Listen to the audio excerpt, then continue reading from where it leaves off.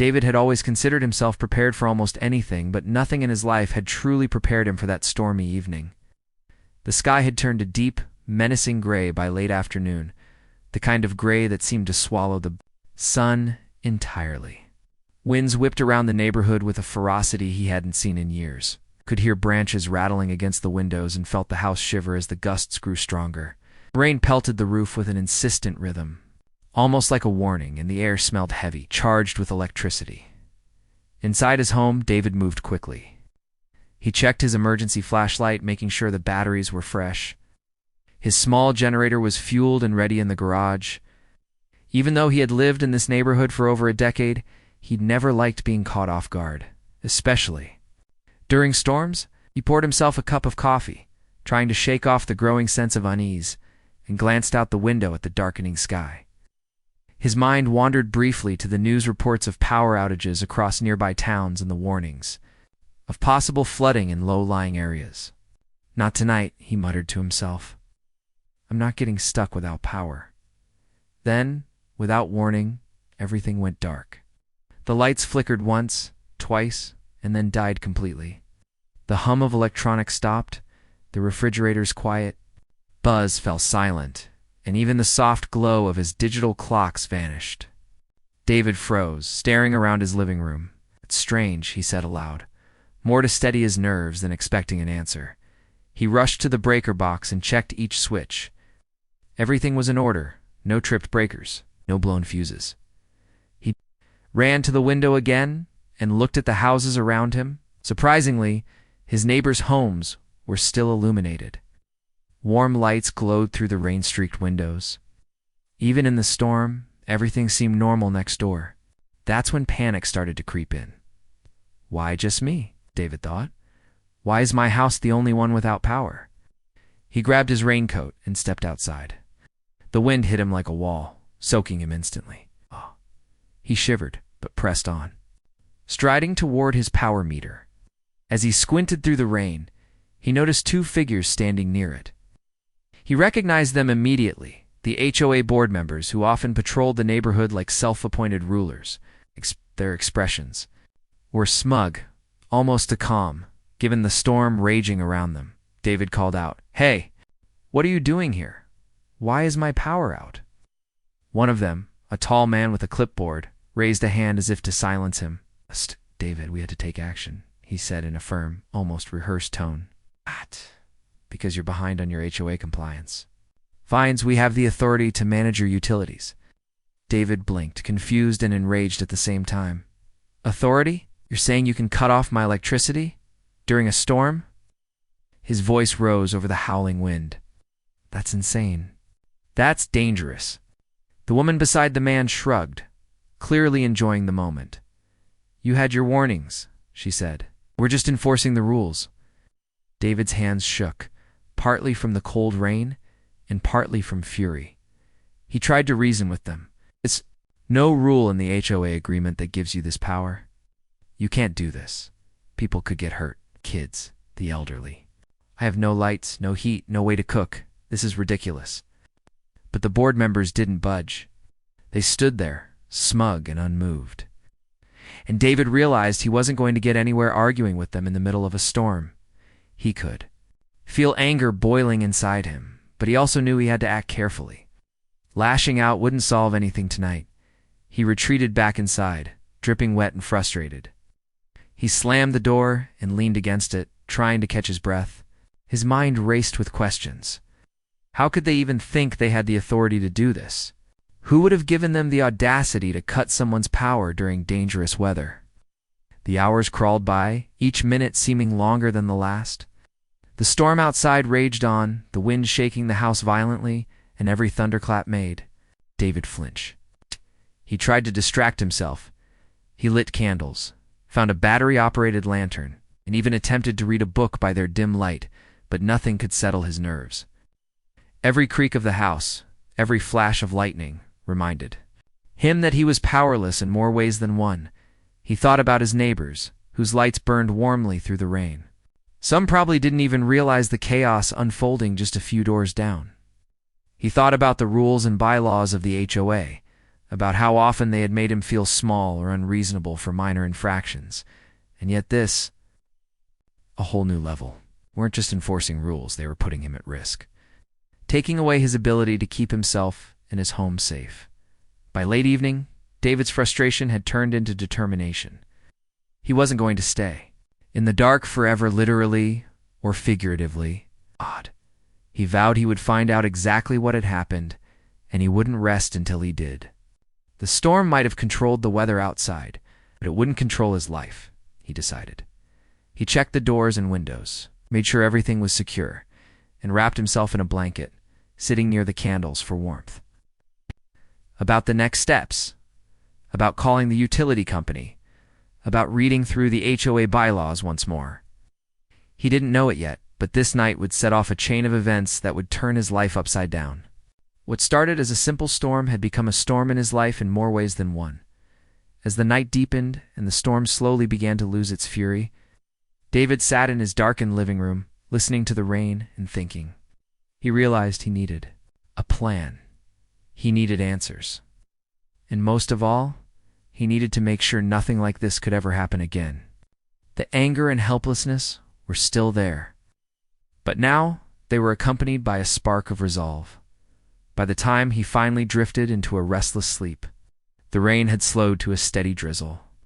The wind still howled outside, but inside David began to feel a quiet sense of purpose. Tomorrow, he would start investigating. Tomorrow, he would find out the truth. And when he did, he knew, deep down, that the people who had left him powerless tonight would have no idea what was coming next. The morning after the storm broke, David woke to an eerie quiet. The rain had stopped, leaving the streets wet and glistening under a weak morning sun that peeked shyly through the clouds. He rubbed his eyes, still tired from a night spent shivering in the dark, and immediately noticed the glaring problem. His house still had no power. The hum of his refrigerator was gone, the coffee maker was silent, the digital clocks remained blank. David had expected the outage to be temporary, maybe, caused by a tripped breaker or some storm damage. But now it felt deliberate, and that thought made his blood boil. He grabbed his phone and dialed the local utility company. The line rang, and finally, a calm, professional voice answered. "Yes, this is customer service. How may I help you?"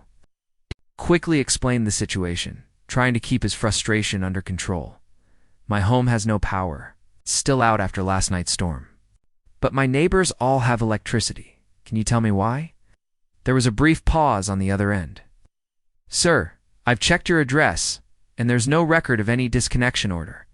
Your service is active, and there are no reported outages in your area." David blinked. "Wait, what? No disconnection? But the HOA, they said. They cut my power." The representative's voice was calm but firm. "I'm sorry, sir.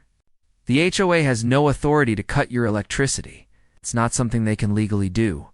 Your account shows full service." David's heart pounded. The storm, the candles, the freezing night had all been unnecessary. But that wasn't the whole story.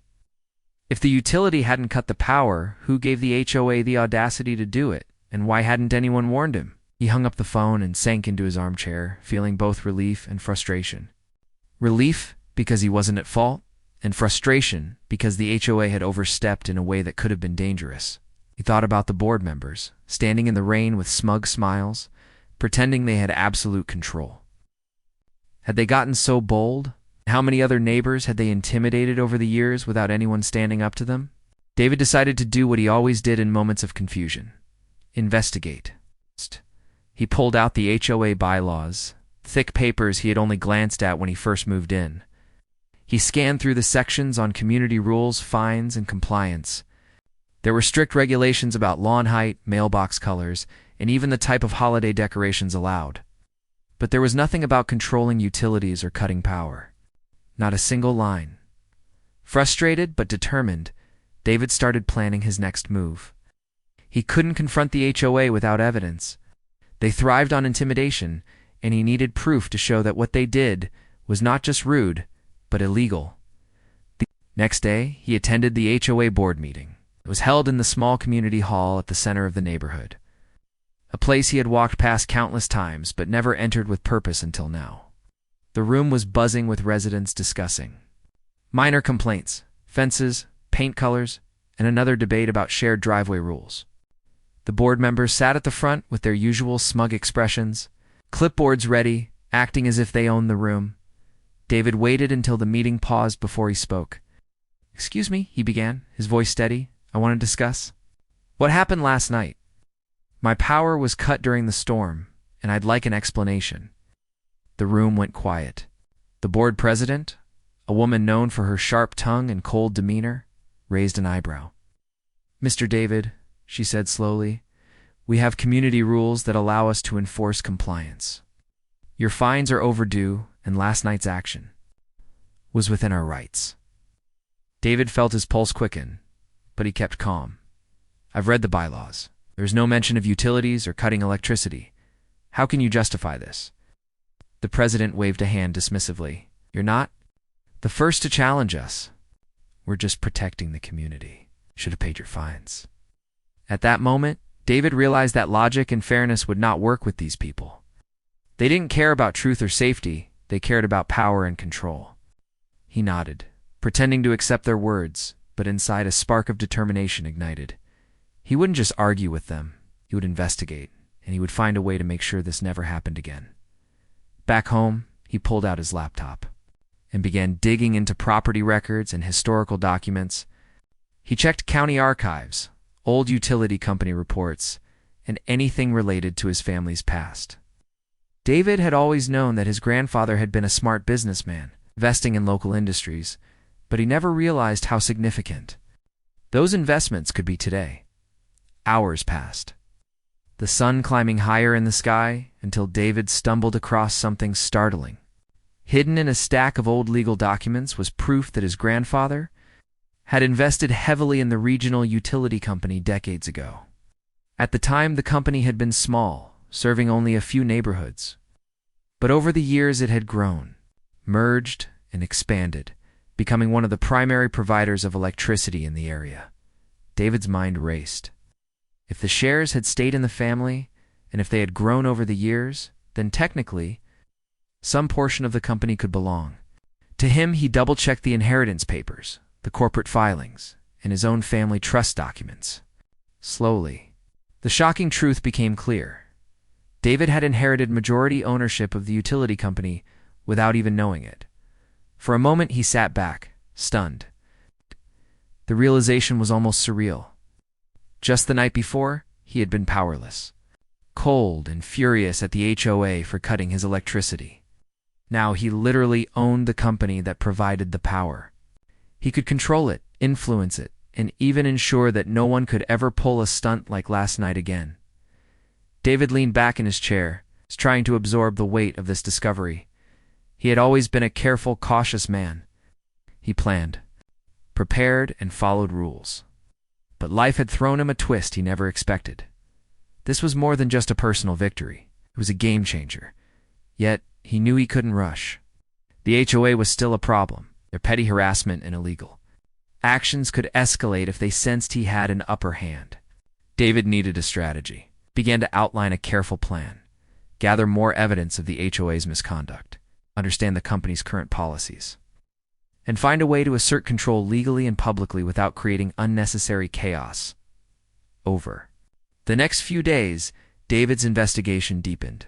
He called corporate lawyers, accountants, and even former employees of the utility company. Everyone confirmed the same thing. The shares had grown over the years, and he had inherited majority ownership.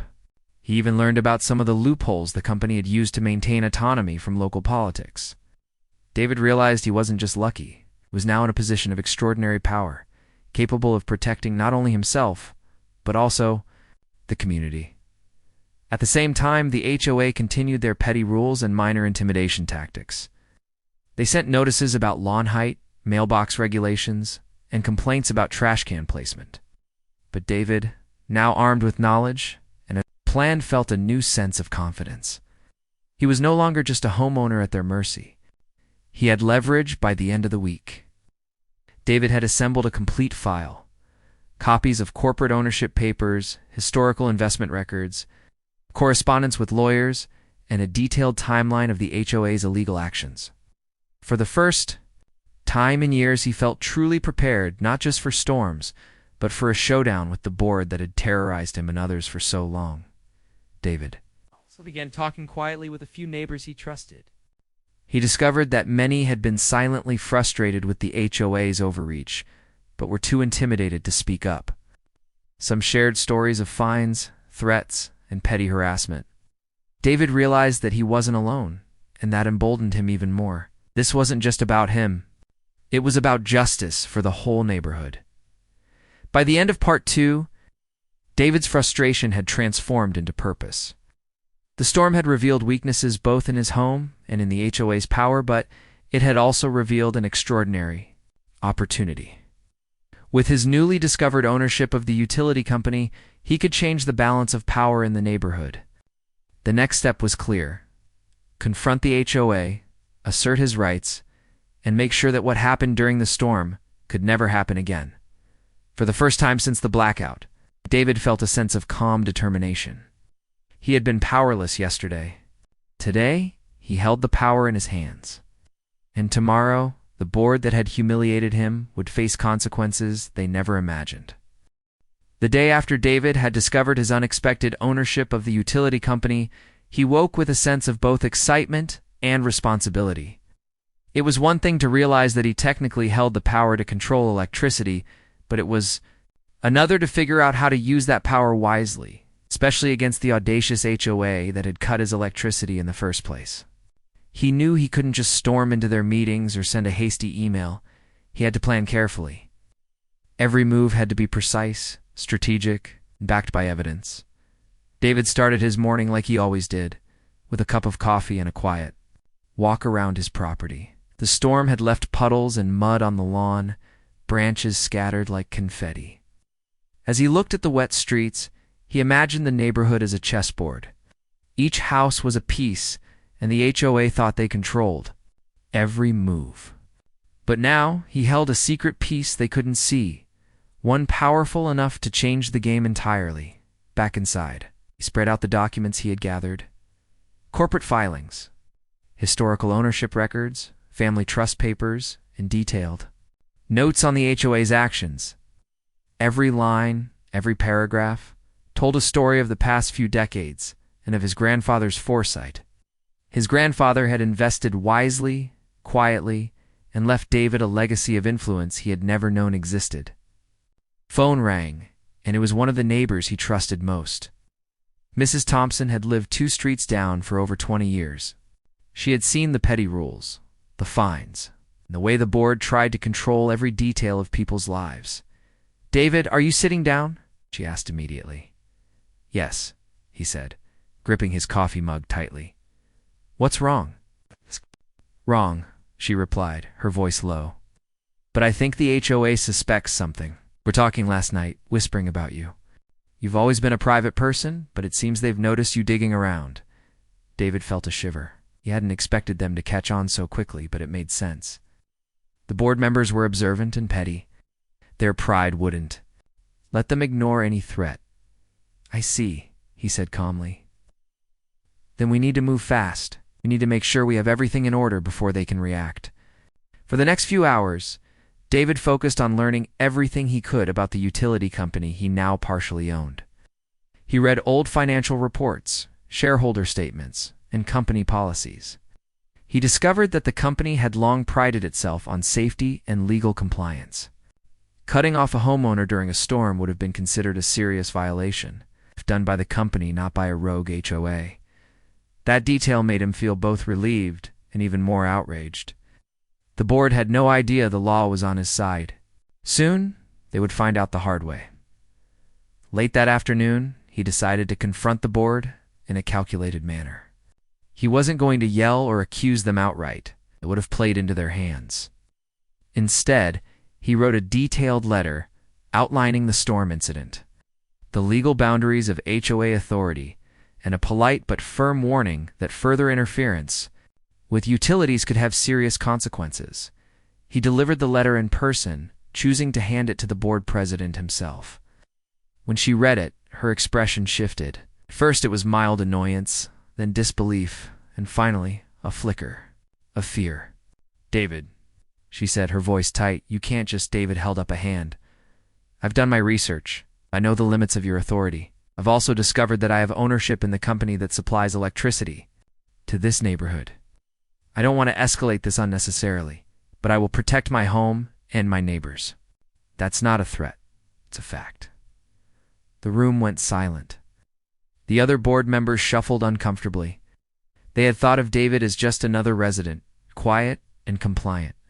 They had underestimated him, and now the balance of power had shifted dramatically.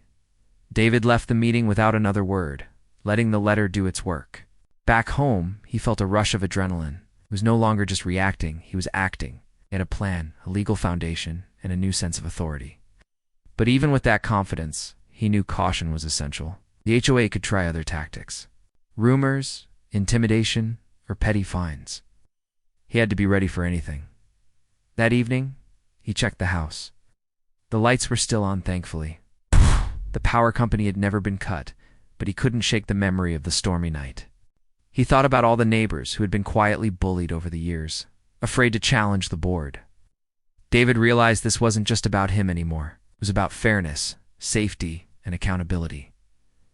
Over the next few days, he started attending more HOA meetings, quietly observing the board's behavior while slowly gaining allies among the residents.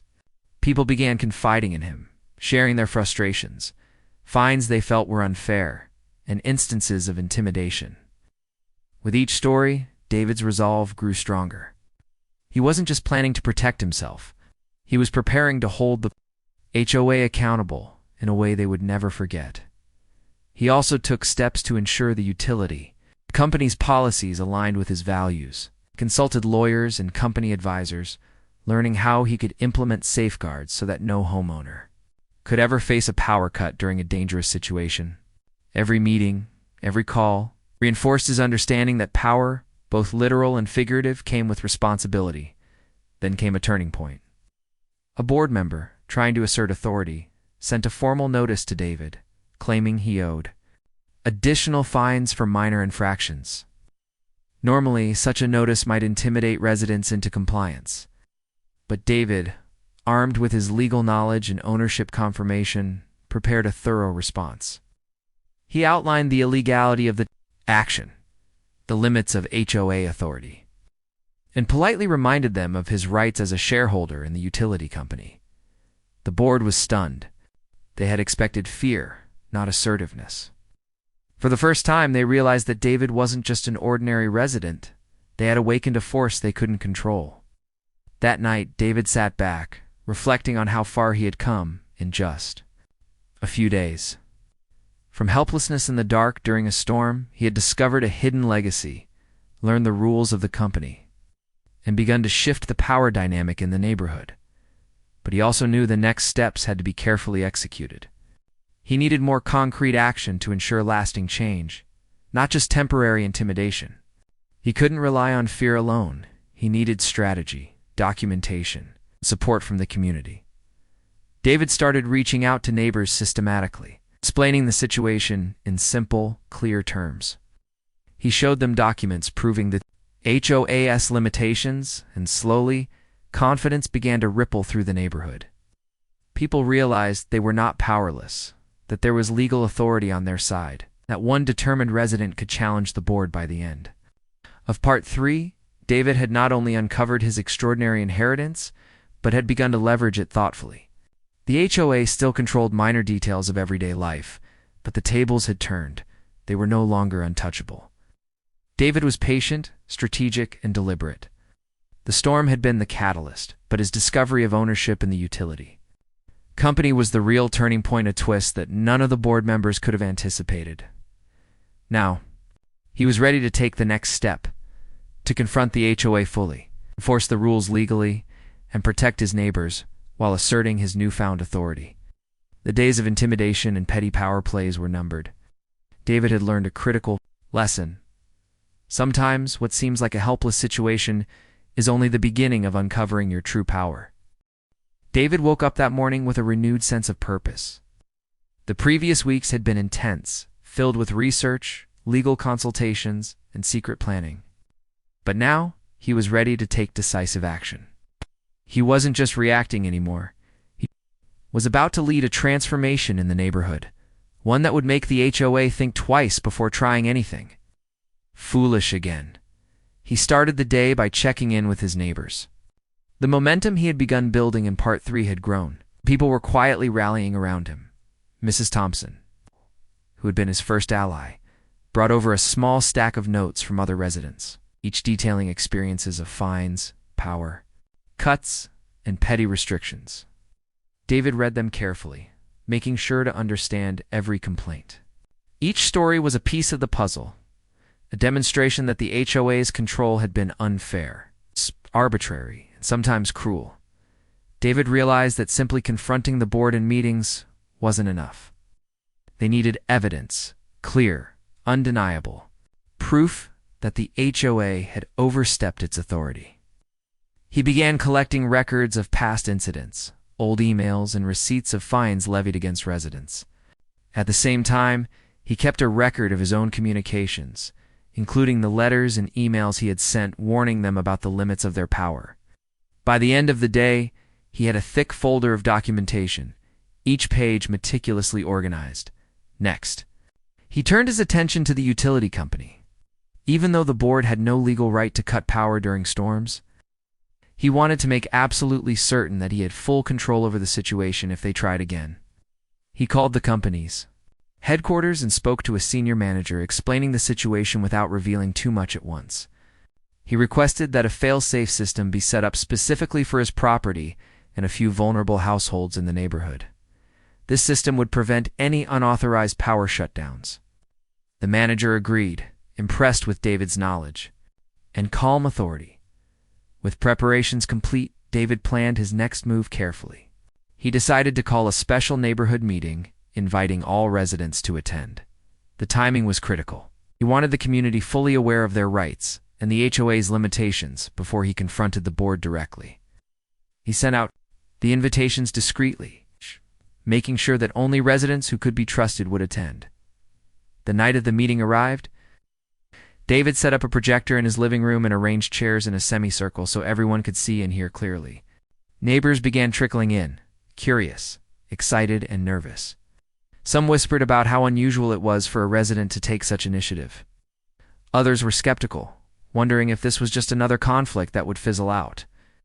David greeted everyone warmly, making them feel safe and heard. He started by explaining the events of the storm, emphasizing how the HOA had cut power despite the dangers. He then revealed his discovery that he owned shares in the utility company. Gasps and murmurs filled the room. Some people were shocked, some laughed nervously, thinking it was a joke, but David remained calm. He showed them documents proving his ownership, then detailed how this knowledge gave him both responsibility and authority to protect their homes. The room quieted as David outlined the HOA's history of overreach. He presented the collected complaints and evidence, showing patterns of fines and unnecessary restrictions. He explained that these actions were not only unfair but often illegal, especially in light of the authority the HOA claimed to have. By the end of the presentation, the neighbors were energized. Many had felt powerless for years, but now they realized that together they could challenge the board in a legal and organized way. Over the next few days, David and his allies prepared for a full confrontation with the board. They drafted formal letters citing legal statutes, HOA guidelines, and utility company regulations. Each letter was carefully worded, polite yet firm, leaving no room for misinterpretation. They also planned a community vote, a formal request, to review board actions and impose checks and balances. David knew that a united neighborhood could not be ignored. When the day of the confrontation arrived, the HOA board gathered in the community hall, expecting a routine discussion. They were blindsided when David arrived with nearly 20 residents, each holding copies of the compiled evidence and letters. The room was tense, the board members visibly uneasy. They had underestimated David from the beginning, and now the dynamic had completely shifted. David spoke first, calmly and confidently, explaining the storm incident, the limits of HOA authority, and his ownership of the utility company. He outlined the legal consequences of cutting power without proper justification and presented evidence of repeated overreach. The board members fidgeted, some whispering to one another, clearly unsure how to respond. One of the senior board members, trying to regain control, interrupted. "David, you can't just come in here and actually," David replied smoothly. "I can, and I have every right to present this information to the residents. The law is clear, and the evidence is undeniable. The goal isn't to embarrass anyone. It's to ensure fairness and safety for everyone in this community." The residents nodded and murmured in agreement. The board realized that they were outnumbered and outmatched. David continued outlining a clear plan. All future decisions about utilities, safety, and major fines would require proper documentation, legal compliance, and a transparent process. He suggested regular community audits of board actions and an open forum for residents to voice concerns without fear of retaliation. By the end of the meeting, the atmosphere had shifted entirely. The board, initially defiant, was now cautious and subdued. They understood that David and the residents were organized, informed, and united. They had no choice but to agree to the proposed measures, at least temporarily. After the meeting, neighbors stayed behind, thanking David for his leadership. Many expressed relief, saying they had felt trapped by the HOA for years. Children peeked from the hallways, sensing a lighter, happier atmosphere, free from the tension of constant rules and fines. David felt a deep sense of satisfaction. This wasn't just a personal victory, it was a community win.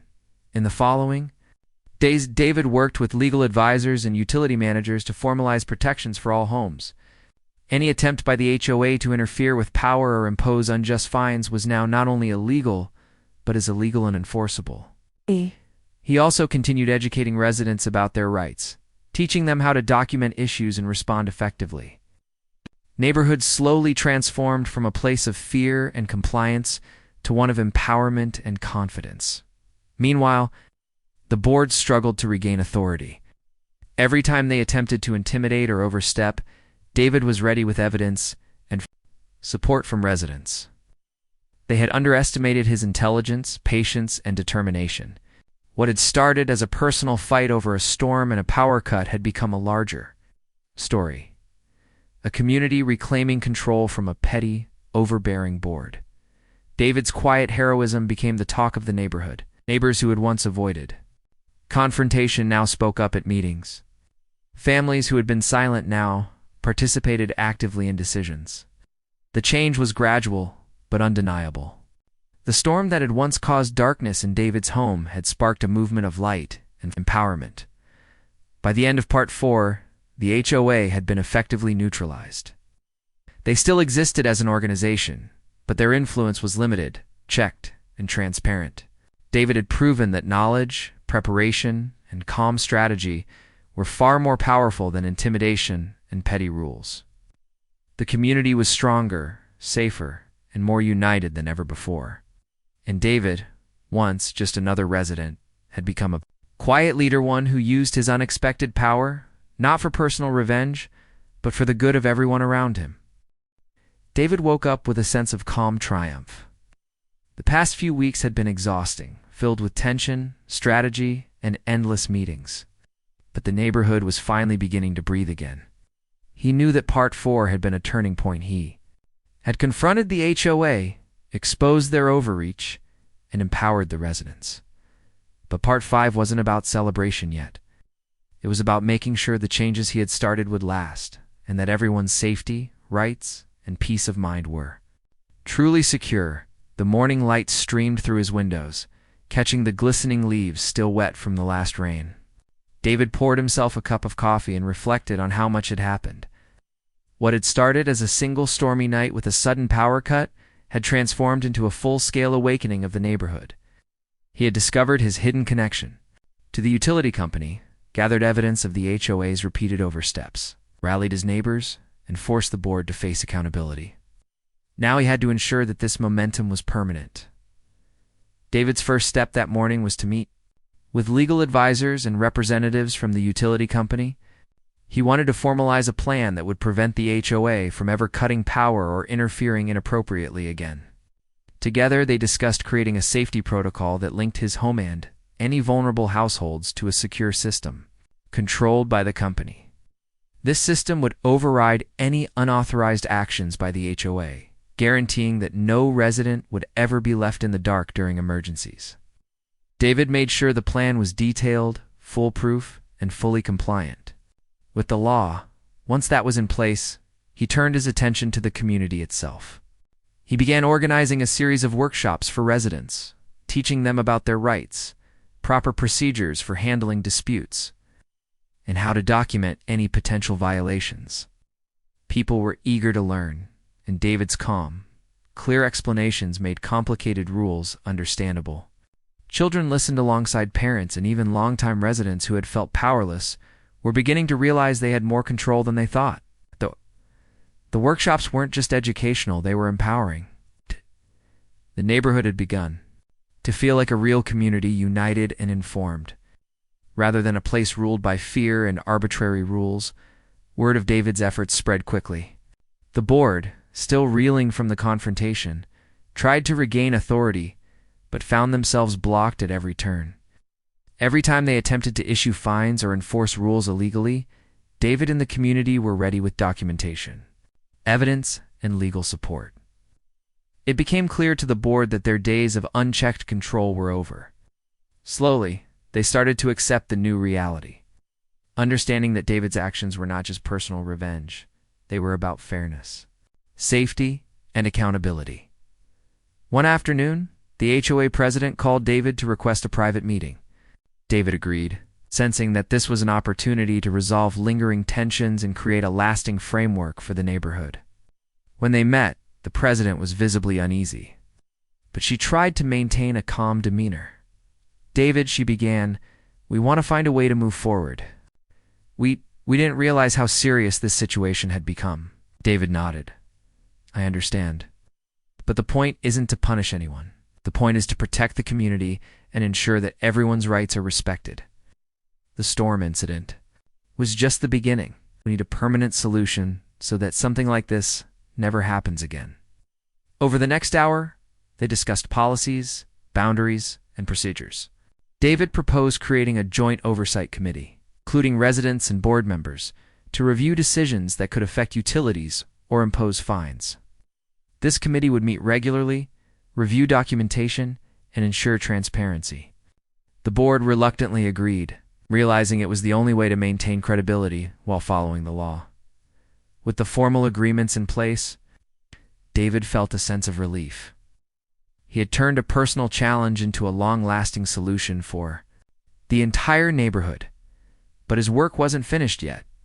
He also wanted to ensure that the community could defend itself in the future. Even if the board changed or new conflicts arose, he began drafting a neighborhood handbook, a simple, clear guide for residents outlining their rights, responsibilities, and procedures for handling disputes. The handbook included steps for documenting issues, reporting concerns, and using the oversight committee effectively. David wanted everyone, from longtime residents to newcomers, to feel confident and informed. He even added a section on emergency preparedness, making sure that the stormy night that had started this saga would never put anyone in danger again. Meanwhile, life in the neighborhood began to return to normal, but with a noticeable difference. People walked the streets with a sense of pride and security. Conversations at block parties and casual meets were lively and collaborative. Residents no longer feared arbitrary fines or sudden utility cutoffs. The neighborhood had shifted from a place of tension and suspicion to one of cooperation and mutual respect. David also spent time personally checking in with neighbors who had been most affected by the HOA's actions. He made sure they understood the protections in place and that their voices were heard. Many expressed gratitude, saying they had never felt so supported and empowered. Some older residents admitted they had long assumed there was nothing they could do, and now they felt hope. Children, noticing the difference in their parents' confidence, began to take pride in their homes and surroundings. David realized that the storm had triggered a domino effect, not just of legal action, but of community empowerment, resilience, and confidence. One evening, David took a walk around the neighborhood, noting the changes. Now, fully functional, illuminated wet pavement and freshly trimmed lawns. He smiled, thinking about how much had changed since that first stormy night.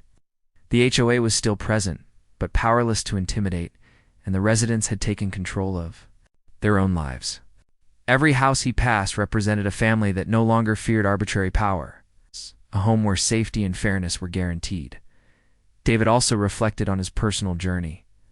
What had started as confusion and frustration, being in the dark, literally and figuratively had turned into a profound discovery. He had uncovered a hidden legacy, learned to navigate legal and corporate systems, rallied a community, and transformed a neighborhood culture. He realized that true power didn't come from threats or intimidation, it came from knowledge, its preparation, and the courage to stand up for what was right. The HOA eventually adapted to the new reality, understanding that resistance was futile. They could still operate, but their influence was carefully monitored, and all actions were subject to oversight. David maintained a friendly but firm relationship with them, ensuring professionalism while preventing abuse of power. The neighborhood, under his guidance, had become a model of transparency, fairness, and resilience. Months later, during a particularly heavy rainstorm, David watched as the neighborhood weathered the storm without incident. Lights stayed on. Homes were safe, and residents remained calm. He felt a deep sense of satisfaction. The storm that had once caused chaos now passed without disruption, a symbol of the changes he had implemented. The community was no longer at the mercy of arbitrary authority, it was empowered, informed, and prepared. As the sun rose the next morning, David walked through the streets, greeting neighbors who were outside tending to their gardens or walking their dogs. Conversations were cheerful and relaxed. Families waved, children ran past, and the air was filled with a sense of normalcy and security. David realized that the storm had changed everything, not just in terms of electricity or rules, but in the way the community viewed itself. They were no longer passive participants. They were active, informed, and confident citizens. Reflecting on the journey, David understood a profound truth. Sometimes, adversity reveals hidden strengths.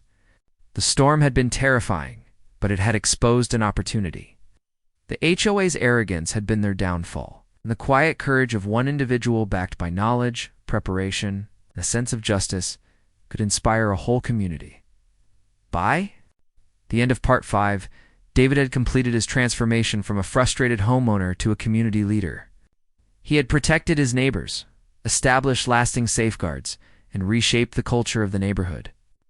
The HOA, once a symbol of arbitrary power, had been rendered accountable, and the residents, once fearful and subdued, had reclaimed control of their homes, their safety, their voices. David looked back at his own house, still standing tall, despite the storms and chaos. He felt pride, not just in what he had done, but in what the community had become.